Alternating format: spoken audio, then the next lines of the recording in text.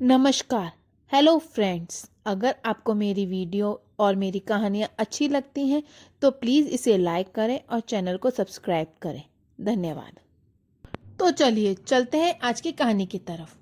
बहुत समय पहले की बात है, जब भारत में छोटे छोटे राज्य होते थे और राजा महाराजा अपने क्षेत्रों में शासन करते थे। उनमें से एक था राजा विक्रमादित्य, जो न्यायप्रिय, वीर और दूरदर्शी शासक थे। उनके राज्य में प्रजा खुशहाल और संतुष्ट थी। लेकिन एक दिन उनकी सीमा पर एक विशालकाय दुश्मन राज्य की सेना ने आक्रमण कर दिया। राजा विक्रमादित्य ने तुरंत अपने सेनापति से युद्ध की तैयारी करने का आदेश दिया।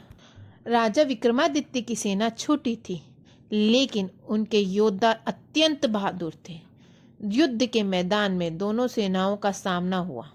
दुश्मन सेना की संख्या बहुत अधिक थी, लेकिन विक्रमादित्य की रणनीति और उनके योद्धाओं का साहस अद्वितीय था। कई दिनों तक युद्ध चलता रहा, परंतु दुश्मन को हराना कठिन हो रहा था। तभी रात के समय एक बूढ़ा साधु राजा विक्रमादित्य के पास आया। उसने कहा, महाराज, इस युद्ध को जीतने के लिए आपको केवल बाहुबल की नहीं, बल्कि बुद्धि बल की भी आवश्यकता है। पास के जंगल में एक प्राचीन मंदिर है, जहाँ एक दिव्य खंजर रखा हुआ है। जो उस खंजर को धारण करेगा वह अपराज्य हो जाएगा।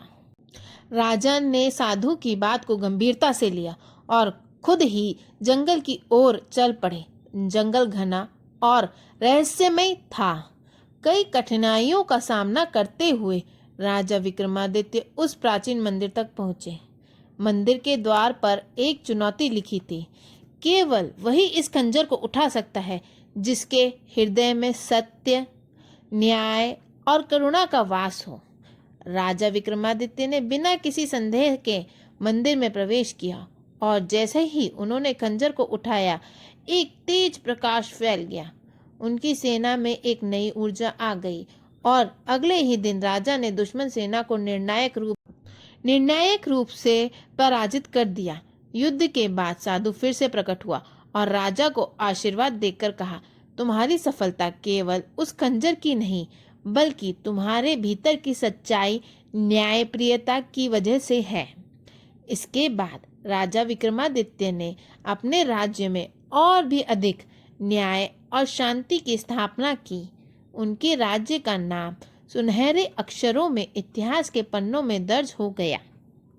इस कहानी से हमें यह सीख मिलती है, सच्चाई, न्याय और करुणा ही असली शक्ति है, जो हर कठिनाई पर विजय दिला सकती है। धन्यवाद।